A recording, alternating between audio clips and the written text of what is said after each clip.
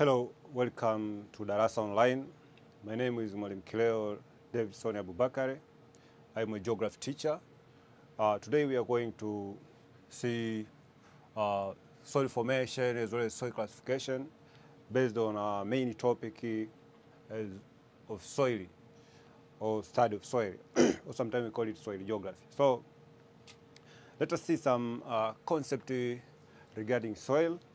You know, soil is wide, it's comprehensive, and it has it got some divisions, very small division, which you as a student, you have to make sure you have covered almost all of them.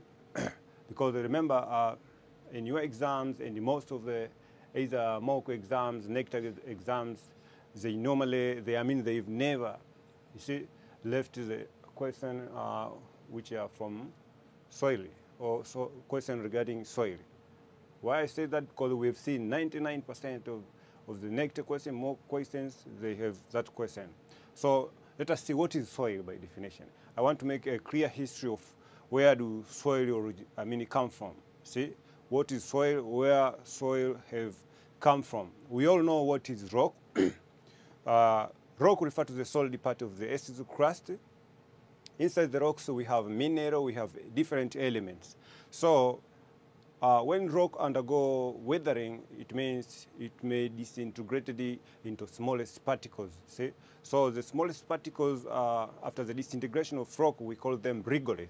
The accumulation of those particles in a certain place, once they stay there for a long period of time, they may undergo as a simple and complex process to form what we call it soil. So soil will refer to the body of system which is a result of many combinations. Are we together? That's why, that's not the definition of soil. I'm talking about the history of soil.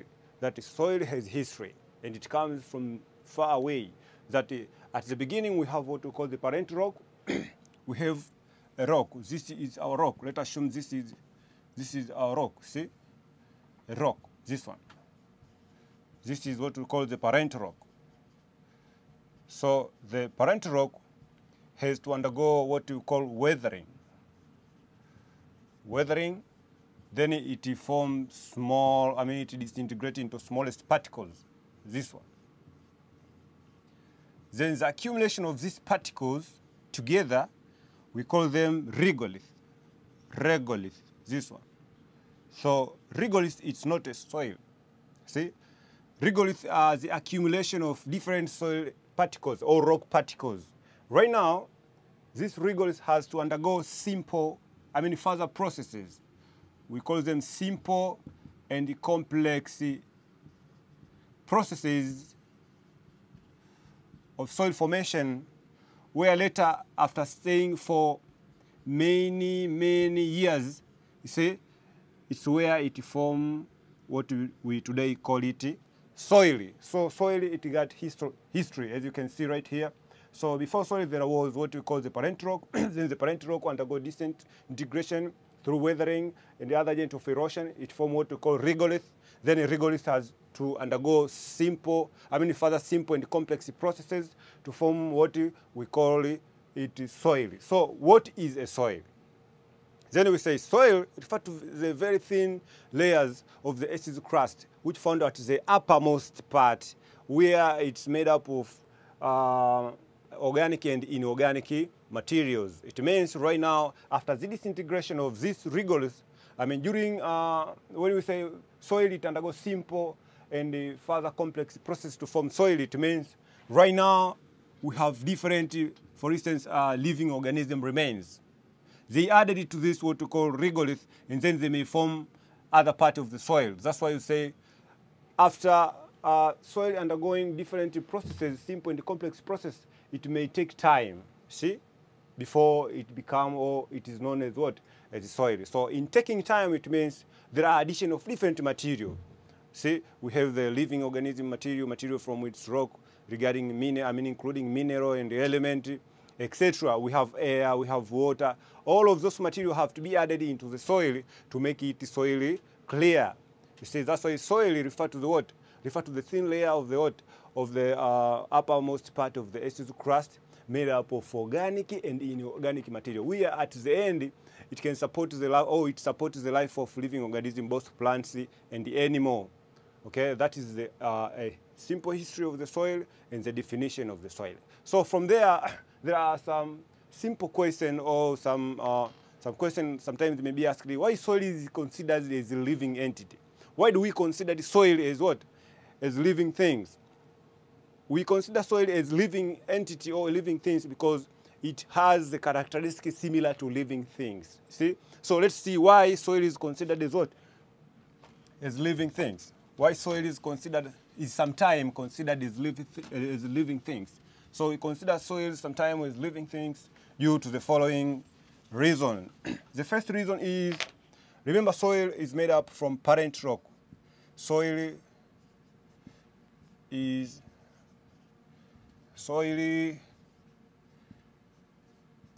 considered as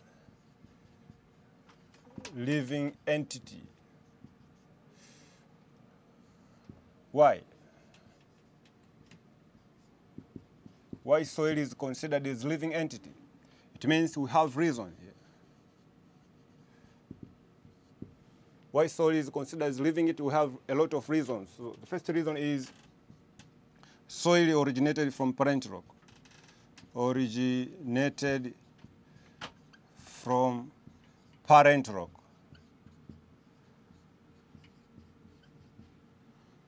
The mother rock, which gives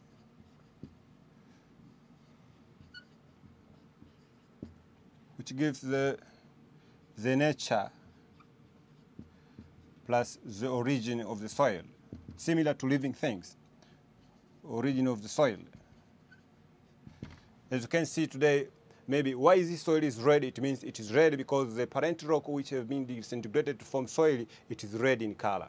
Why this soil is maybe white in color? It is white in color because the parent rock which have been disintegrated to form the soil, it is whitish in color. For instance, the calcium carbonate rocks. Why this soil is called a sandy soil? It is called a sandy soil because it has originated from the sandstone. Are we together? So soil is made up of parent rock, or the mother rock, as similar as it what to living organism. Then from there we say soil can be created and destroyed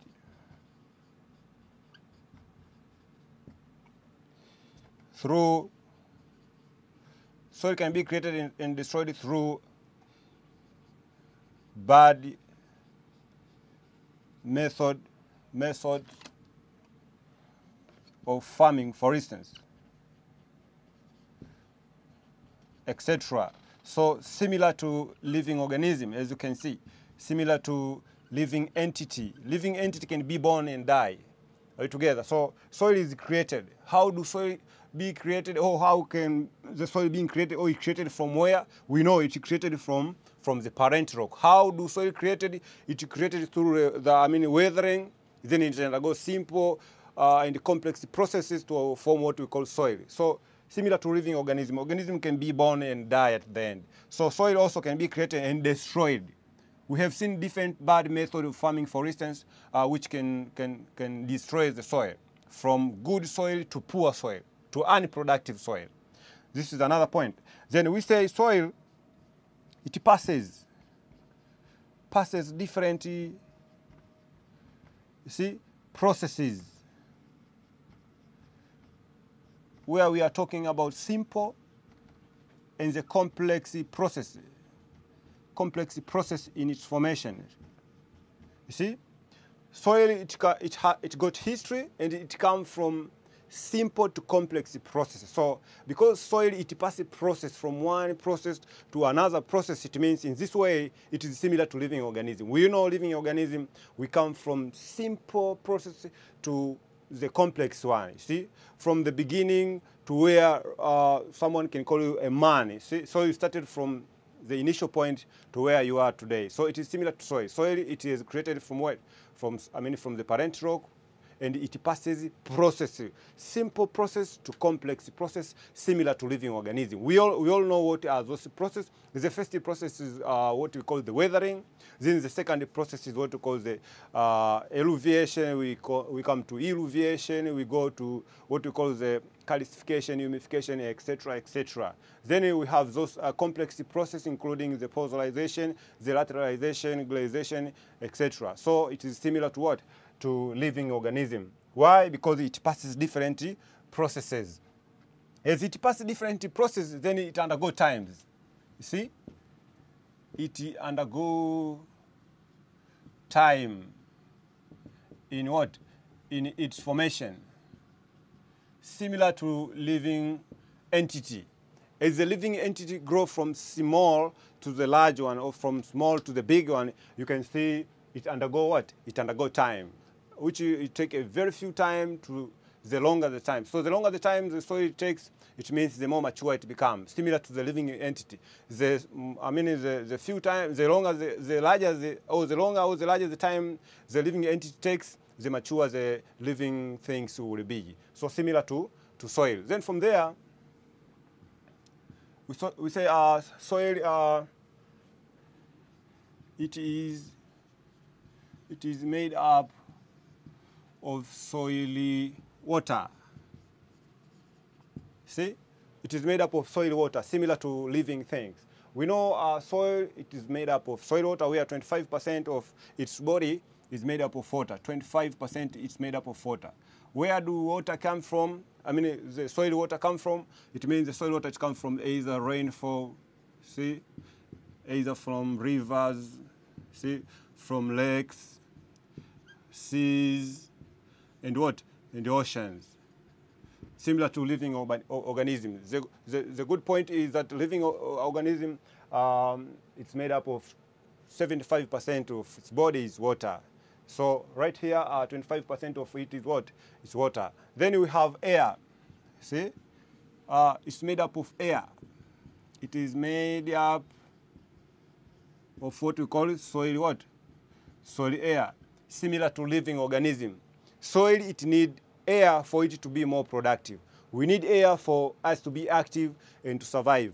So at this point, where do soil air come from? It means from the atmosphere, see, or from the living organism found inside the soil. Living organism, micro-living organism found inside the what?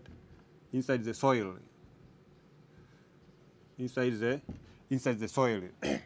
So soil is made up, another characteristic is that soil is made up of soil temperature, similar to living organism. We have living organisms which are called blood temperature and this warm blood temperature. We all know that. We have the, so similar to, to soil, we have soil which is found in a polar area, which is cool in its temperature, and we have soil found in tropical areas. The soil found in tropical area is warm, in terms of temperature.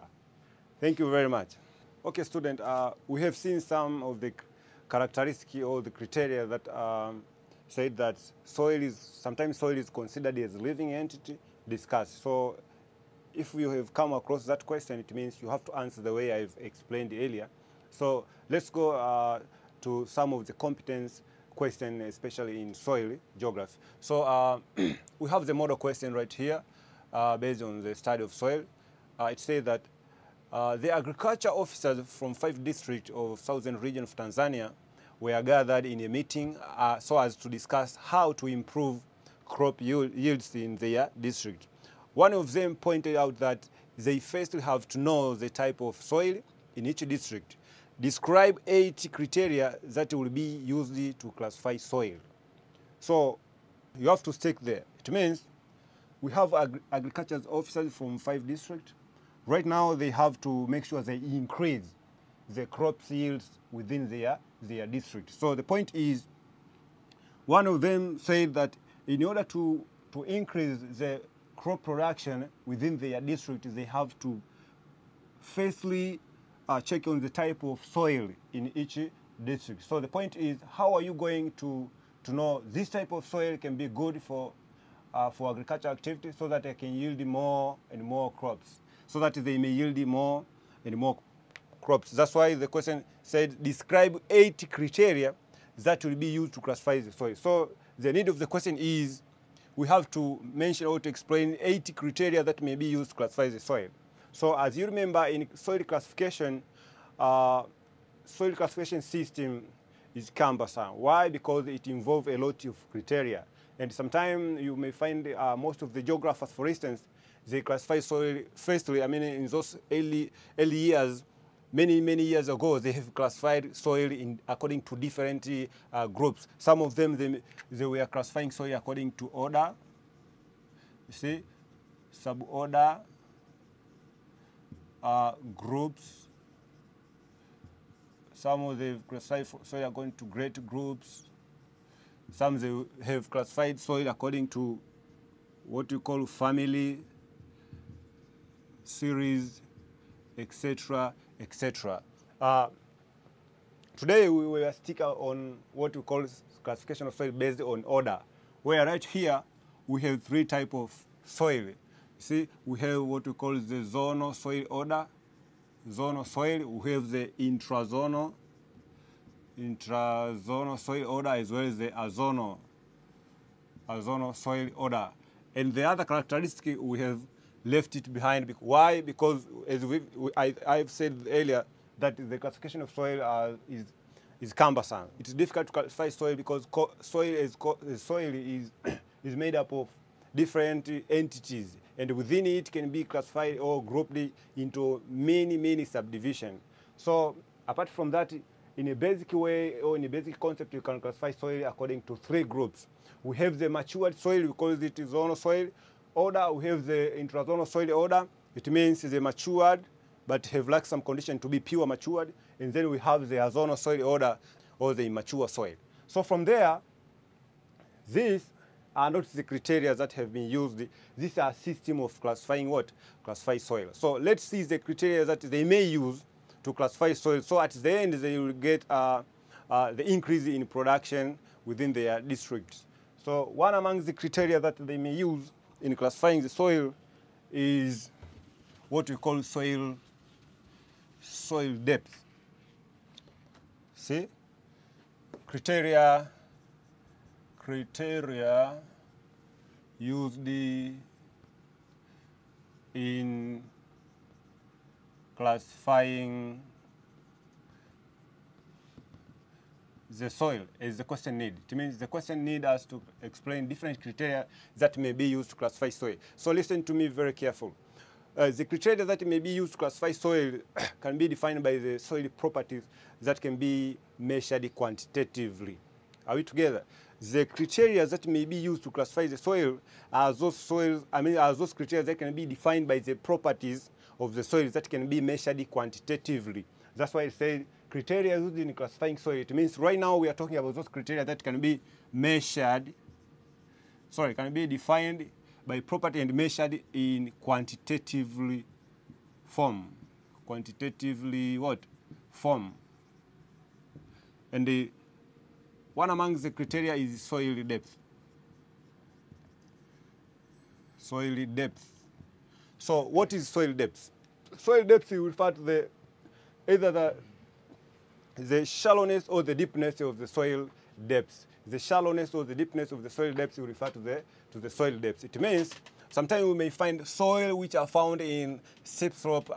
Those which are found in steep slopes are shallow in depth, while those found in gentle slopes, they are deep in depth. Let me draw right here. It means, let's assume this is steep slope, this is gentle slope. See, this is steep slope, this is gentle slope. It means we have soil which are found in steep slope. Soil which are found right here and right here. This is steep slopes. This one is gentle slope. So how deep the slope of the soil is what we call the soil depth. It means, as you can see right here, the depth of the soil is shallow, while right here, the depth of the soil is deep. So the deepness or the shallowness of the soil slope, we call it what? The soil depth. So we can classify the soil, I mean, we can use this one as the first criteria. Why? Because remember, soil found in steep slopes, because it is shallow in its depth, then it is poor in productivity. While soil found in a gentle slope, because it has a deep depth, then this one is good soil. This is the first criteria. Then the second the second criteria is soil temperature. Soil temperature will refer to the coldness or hotness of the soil body in terms of temperature. When you say temperature, it means you are talking about the coldness or the hotness of climatic condition of a given area. So in terms of soil, when you say soil temperature, it means you are talking about the hotness or the coldness of the soil body. So we remember, earlier I said soil which are found in polar area, they are cool or cold in temperature, while those found in the tropics area, they are warm or hot soil body. So the point is, most of the soil which are found in hot climate, in terms of temperature, are more productive soil compared to the soil found in polar or pool area. Why? Because one among the criteria that may be used to determine the productivity or the growing of a seed within the soil is temperature. We expect the warm temperature rather than the cold temperature for a plant or a seed to grow. This is another criteria. Then we go, let's see another criteria, which is another criteria for classifying the soil. Another criteria for classifying the soil is, the third one is soil texture. Soil texture will refer to the fineness or coarseness of the soil particles. It means the smallness or the largeness of the soil particles will refer to the soil texture. So we can classify soil texture according to 3 or 4 types. It means we have types of soil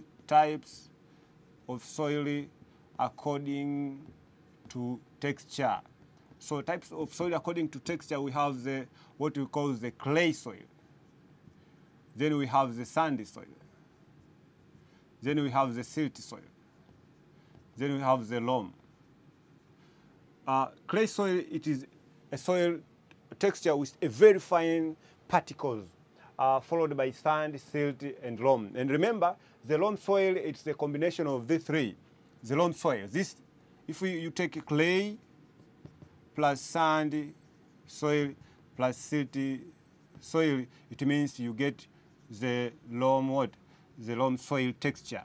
So in this type or in this category, you can be able to classify which soil will be more productive than the other. It means we say it depends on the characteristics of the soil texture. Most of the time we found clay can be more productive when improved. When you use manure in clay soil, it means the soil will be more productive than the other. When you come to sand and silty, it depends on where they are found. It means most of the sand soil, for instance, they are poor in retention capacity, see? But they can hold the amount of water not for much longer time. So in this point, most of the sandy soil can be poor in terms of productivity. Why? Because they tend to lose water in a very fast way compared to loam or clay. Then from there, by using the soil texture, it means the officers, they can know which type of soil they may be supposed to use so that they can increase the crop production in their district. Then they have to see the soil texture and their properties. Then from there we have soil structure. Soil structure will refer to the arrangement of the soil particles which form a definite pattern of the soil grains within the soil body. Soil structure, it forms or refers to the definite pattern. The definite pattern of the soil arrangement.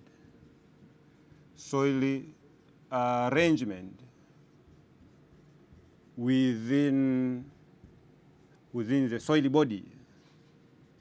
Within the soil body. See? So in a simple way, I can say soil structure will refer to the arrangement of the soil grains or soil particle within the soil body, which give a certain shape of the soil particles arrangement within it. So my point is we have different type of soil structure. We have different type of soil structure. We have what we call the plate-like structure. We have the plate-like structure. We have the cramby-like structure. We have the spherical soil-like structure. We have the what we call the prismatic soil-like structure. We have the columnar soil-like structure. We have the blocky-like structure, etc. So these are the soil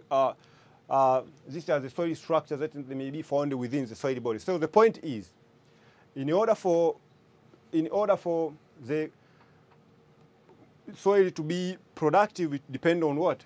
So the point is, from there, how are you going to determine this soil is more productive? You determine this soil is more productive according to its structure based on its function. See? So you see the general function of the soil structure. The general function of the soil structure, first, you know soil structure can help in water retention capacity. Are we together? It can help in what we call the fertility improvement through the use of artificial manure, for instance, fertilizers. Sometimes soil structure can determine the microbial activity within the soil. Soil structure may determine the soil moisture content within the soil. Soil structure may determine the mineralogical composition of the soil, as well as the eluviation and the calcification process within the soil body. So through the property of the soil structure or the function of the soil structure, it means one can be able to determine which soil is more productive than the other. Then from there, we have another criteria for classifying soil, which is another criteria for classifying soil.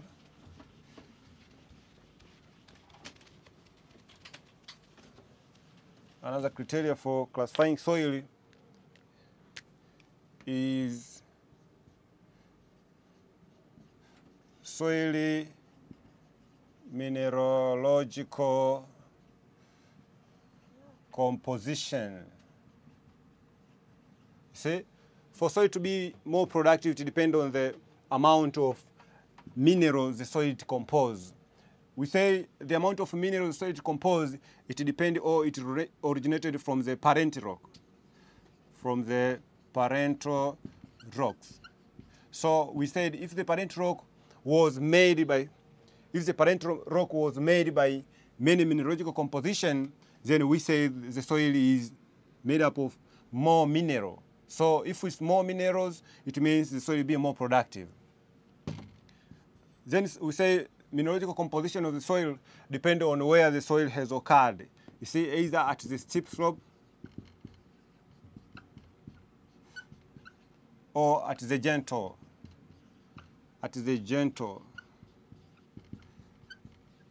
slope. At the steep slope right here, we have poor soil because there is fast flowing of water down a slope. So automatically all the material will be taken from the upper level or at the steep slope and they'll be brought right here at the gentle slope.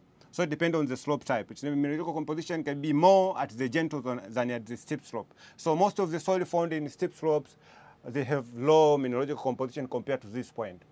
Also, it depends we say the agricultural activity. Agricultural activities carried out. See, example, it depends on the type of crops planted. You see, there are plants which when you plant them in a certain soil, they may improve the soil, see? And there are plants which once you plant them inside the soil, sometimes they may make the soil to be poor. Why? Because they do not improve the soil characteristic in terms of mineralogical composition. Then from there we have other human activities, for instance the use of manure, fertilizers, etc., etc. Then from there we have another criteria that may be used to classify soil.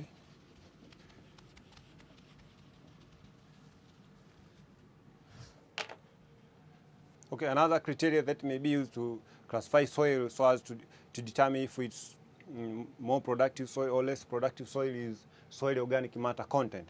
We say the soil which is made up or is comprised or it's made up of more organic matter will likely to be more productive than the soil which is it has less organic matter content. We all know that the organic matter content depends on the living organisms that they are found in that area. That's why I say most of the soil found in area which is bare land is likely to have less organic matter content compared to the soil found in areas with dense forests. For instance, along Amazon, there are equatorial areas, because most of the equatorial areas, they are made of big forest, etc., etc. So from there, I can conclude that soil organic matter, it's very important for crop production, okay, or for crop or soil productivity. Then from there, we have to we can see another factor right here. We have what we call the soil moisture content. Soil moisture content. When I say soil moisture content, it means I'm talking about the amount of moist air within the soil body. So remember, the soil which is pure dry is less productive than the soil which have more moisture content in terms of its productivity. Remember, for seed to germinate, it means it needs moisture. And for instance, the soil which are found in area of tropics, during the wet, they can grow, even if there is no rainfall. But soil which are found in area which is pure dry, for instance, in desert area, it's not easy for it to make crop production or crop productivity. That's why soil moisture content is very important in crop production. So this is another criteria which can be used to determine soil productivity. Then from there, I can take this as my last point, that we have what we call the cation exchange capacity. The cation exchange capacity. We know what is cation exchange. Cation exchange refers to the process whereby the metal ions which are have positive ion exchanges, they replace the hydrogen ion which are found inside the soil. So to this point, it means the soil right now is changed from acidic soil to alkaline soil. So at that point, it depends. Most of the material which are basic in nature, they may be they may be a result of the soil either to be productive or not. That's why you say cation exchange capacity. If the soil has more cation exchange rate,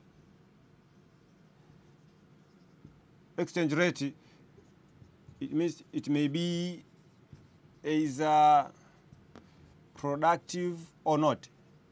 Productive or not, depend on what? On type of crops. Depend on the type of crops. Why I said this? Because there are some crops which grow well in acidic, and there are some crops which may grow well in basic or alkaline soil. So it depends on the cation exchange capacity. Some of the cation exchange elements may replace the hydrogen ion inside the soil and makes the soil to be more alkaline than the previous time. Or if there will be less cation exchange capacity within the soil body, also the soil may remain acidic in nature. Why? Because to the presence of hydrogen ion inside the soil. So to that point, it means this point will be more acidic. So as I've said earlier, these are the criteria that may be used by the agriculture officer. Is the question needed or the question asked to explain whether which criteria will be used to classify soil and make the soil more productive or not to be more productive. Okay, let's see another question which is based on what? On soil as study of soil as competent questions. Let's see another question. The relative influence of soil formation factors vary from place to place, and the combination of factors determines the kind of soil. Listen to me very carefully. The relative influence of soil formation factors. Soil formation what? Factors vary from place to place, and the combination of factor determine kind of soil. Substantiate the statement with 5 points. So the key needs of the question right now, it needs us to explain factors for soil formation. Factor for soil formation as the determinant of the different kind of soil. So in my introduction, I mean, how are you going to answer the question? Introduction, you have to determine what, you have to define what is, you'll explain what is soil, see? Then what is soil formation? Then from there, you'll go to the main body. Main body, you'll explain the factors for soil what? For soil formation. You explain factors for soil formation. We know soil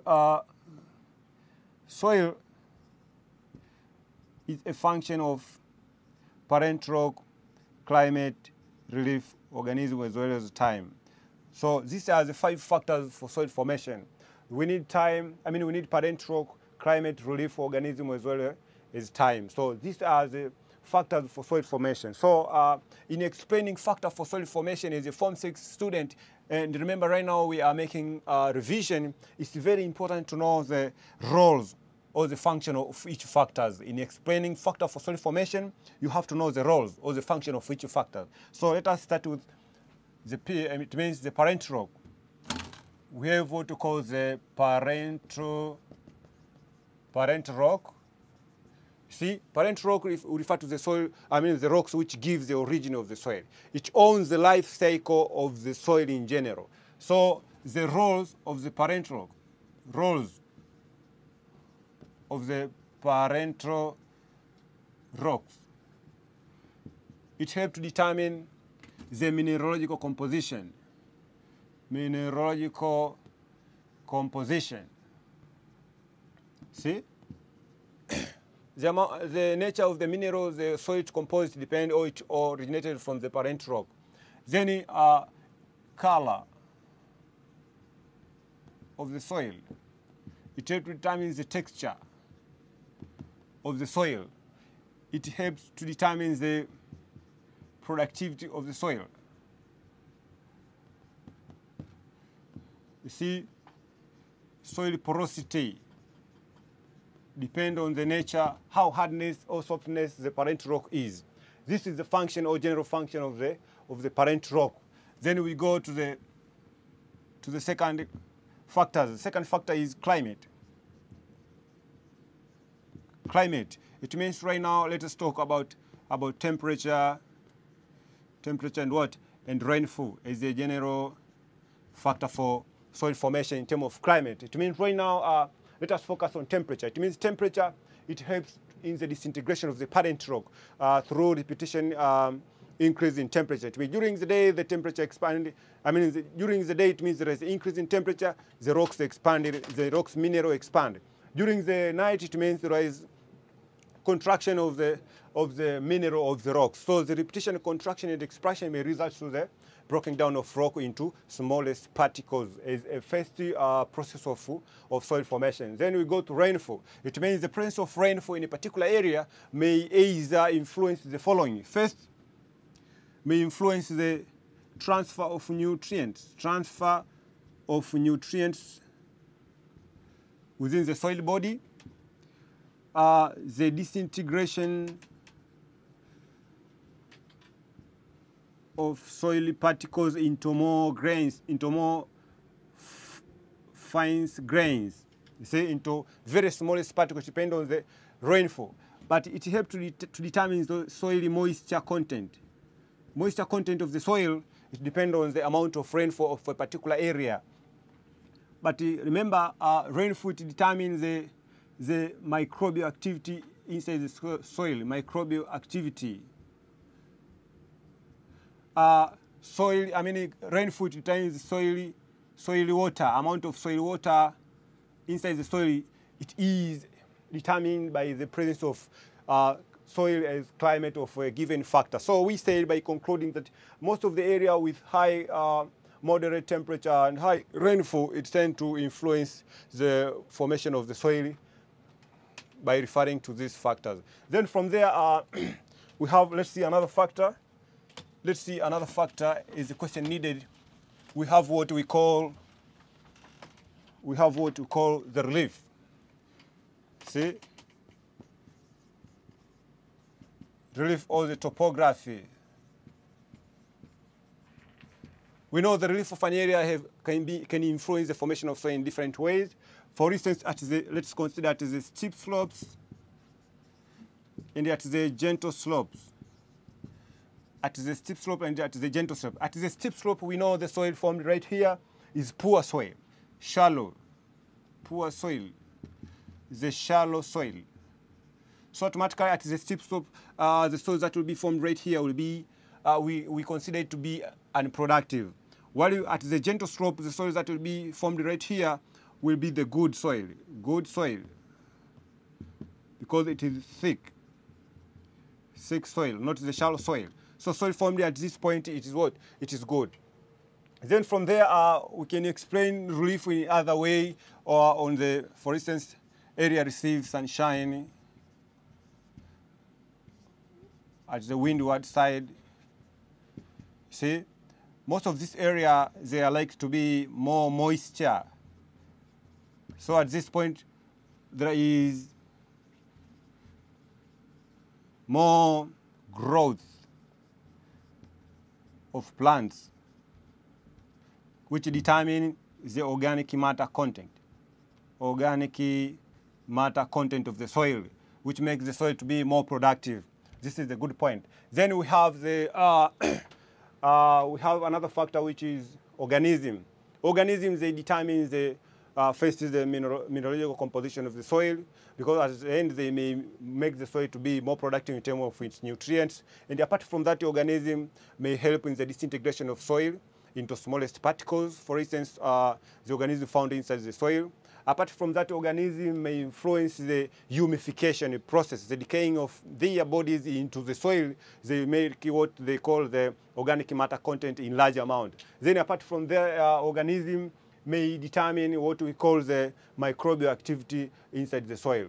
Then from there, we have time as the last factor for soil formation. We say the longer the time the soil takes in its formation, the mature the soil it will be. The shorter the time the soil takes in its formation, the less the mature the soil will be. So in order for soil to be complete, it means it needs to take or to have more time in its formation. Then from there, I can conclude by saying these are the factors for soil formation. By giving it summary, it's better you understand the role of each factor in the process of soil formation, so that when you are explaining factor for soil formation, then you'll be able to mention the function of each factor, as I mentioned, as I've tried to mention earlier. Right now, right here. From here, we can say this will be the end of our session for today. Welcome until the next session. Then I'm going to say, make sure you study soil, because soil, it always brings the question by 99% in either mock exams, in your normal school exams, or in NECTA exams. You are most welcome.